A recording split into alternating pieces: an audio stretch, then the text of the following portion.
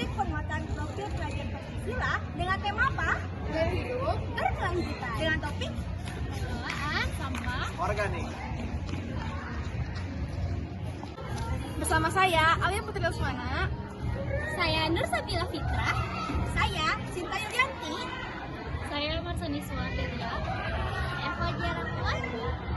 Saya Muhammad Baik. Yo, bravo. Akan mempresentasikan hasil diskusi kami mengenai perencanaan pengelolaan sampah di Semarang 1 Majalaya.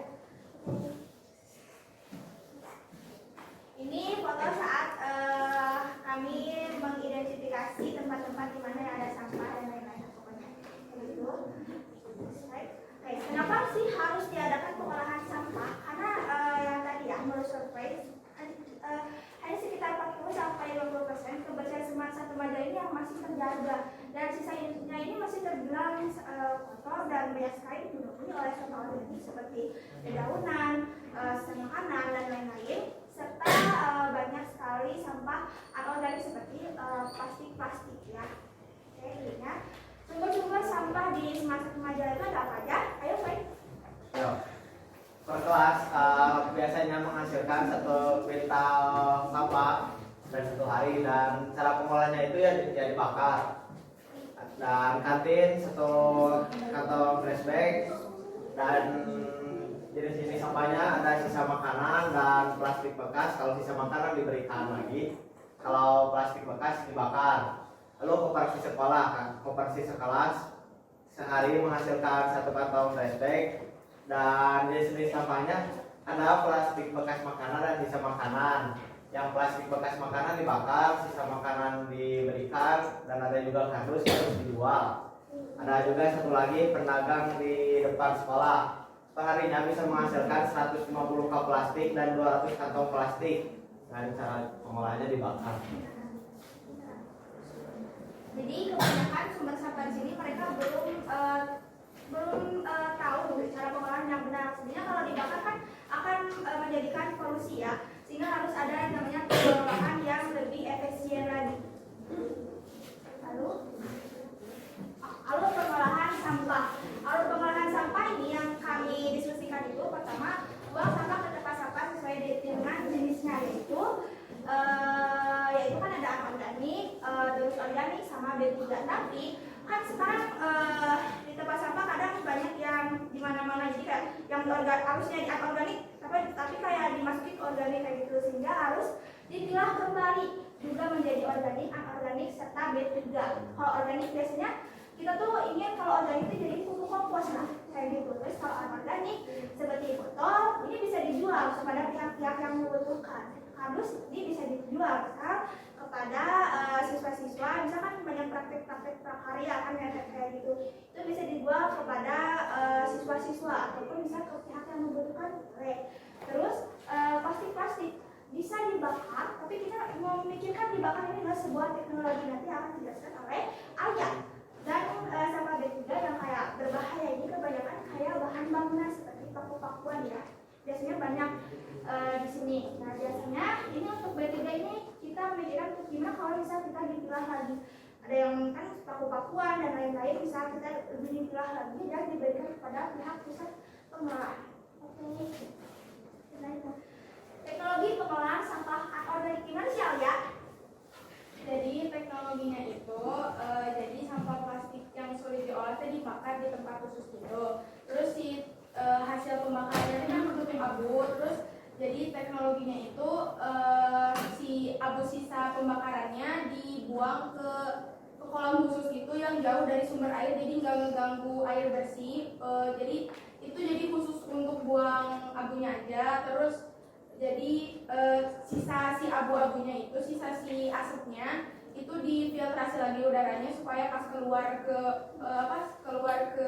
keluar ruangan itu si udaranya itu udah bersih lagi, jadi aman sama ramah lingkungan. Selanjutnya teknologi pengolahan sampah organik gimana sih? Pertama, slide. Nah, alokasi waktunya ini sekitar 7-14 hari, dan ada juga yang 1-3 bulan, tergantung dengan zat yang digunakan untuk proses pembusukannya. Kalau EM4 kalau nggak salah itu lebih cepat, biasanya 7-14 hari juga bisa kayak gitu biasanya.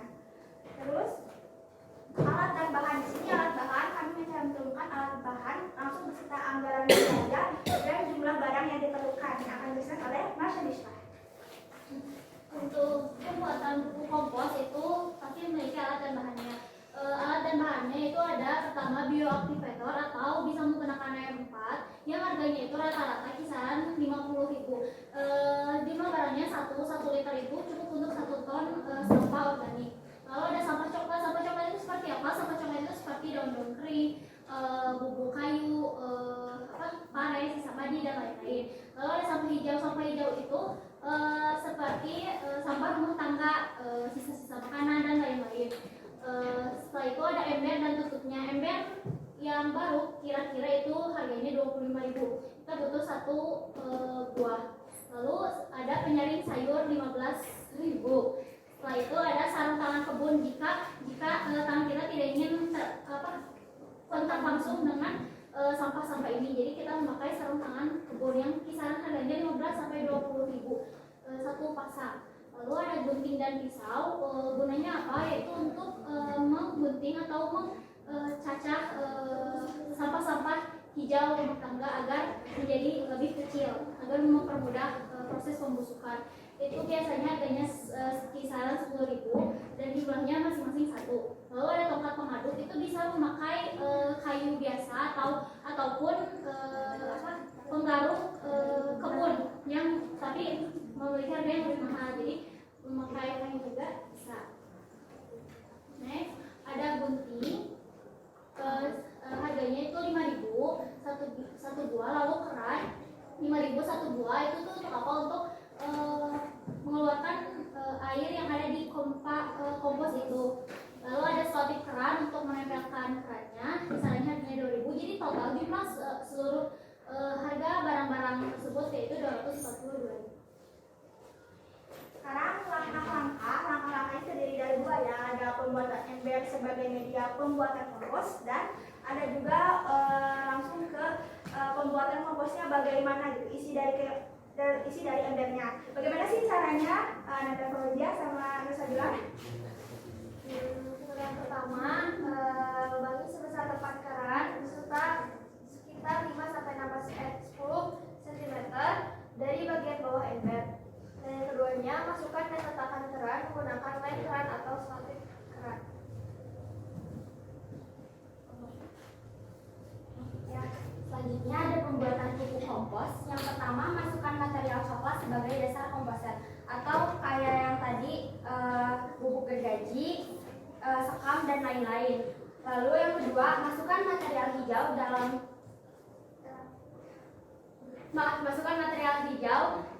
lalu dicacah. Material hijaunya itu kayak daun atau makanan-makanan sisa. Kenapa harus dicacah? Karena supaya jadi lebih cepat pembusukannya tuh. Yang ketiga, semprotkan bioaktivator di atas material hijau. Penyemprotannya tuh jangan terlalu banyak, karena kalau terlalu banyak nanti bikin dianya tuh busuk gitu loh, cepat busuk. Jadi biasa aja lembab-lembab gitu.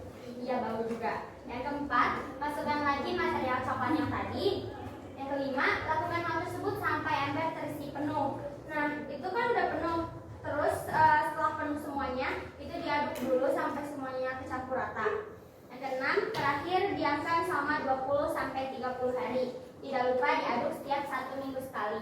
Itu tuh minimalnya 1 minggu sekali diaduk supaya pembusukannya tuh jadinya tuh kayak hasil gitu.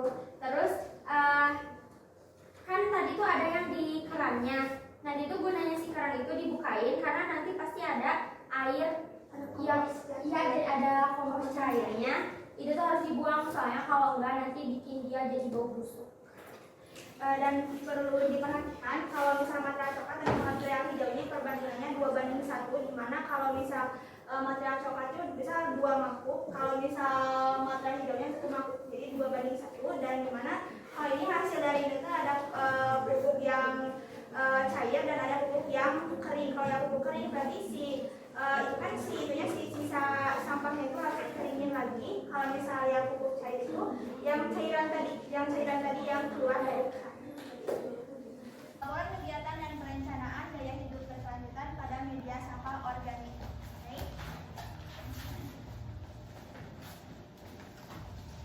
Pertama kita akan membahas mengenai laporan kegiatan yang telah kami diskusikan ya. Pertama latar belakang di mana kita ini membahas dalam proyek profil Pancasila ini membahas mengenai gaya hidup berkelanjutan serta mengusung topik tentang pembuatan pupuk kompos di mana untuk mengurangi sampah-sampah organik ya, serta pembuatan kompos ini diharapkan dapat mewujudkan sebuah 5R, yaitu di sini ya 5R yaitu ringkas, rapi, terus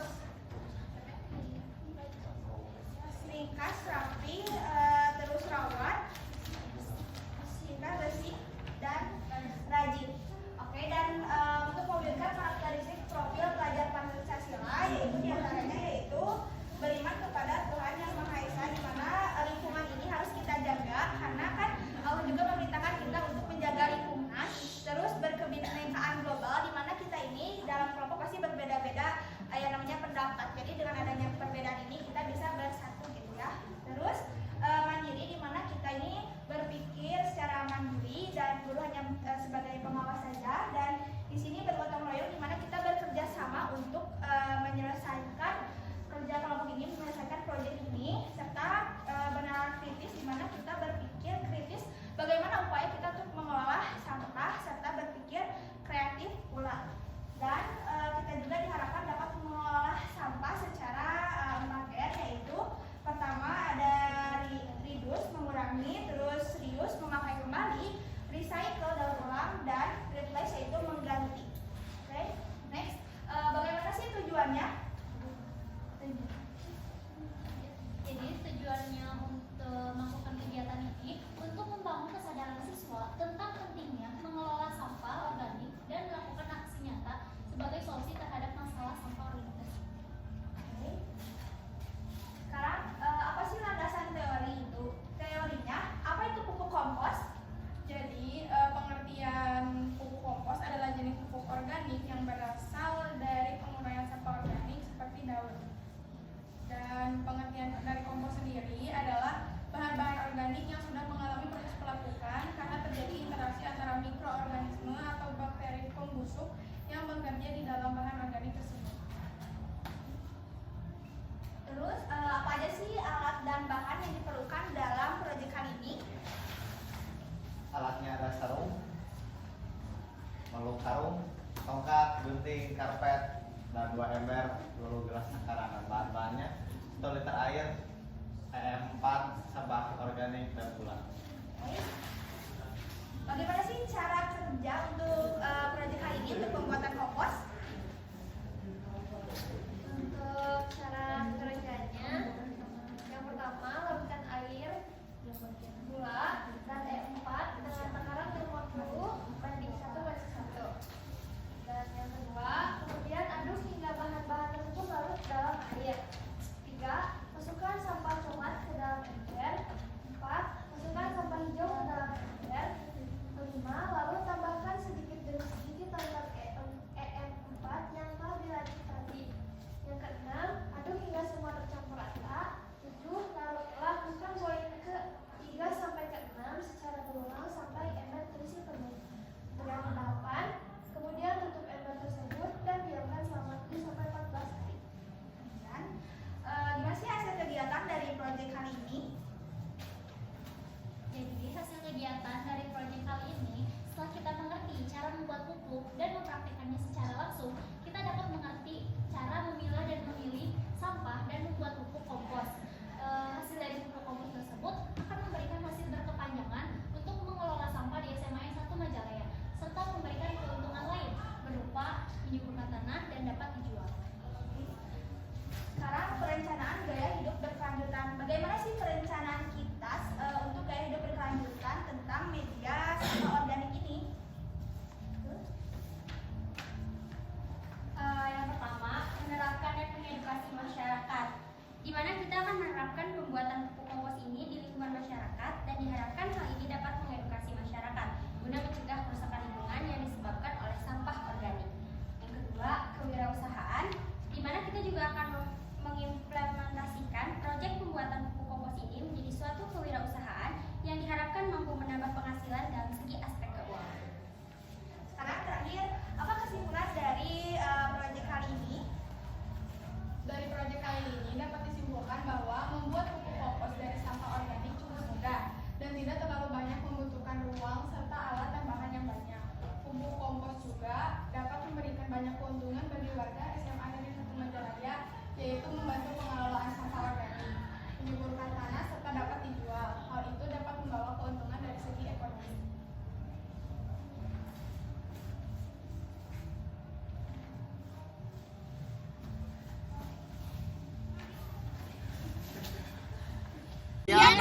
kami. Wassalamualaikum.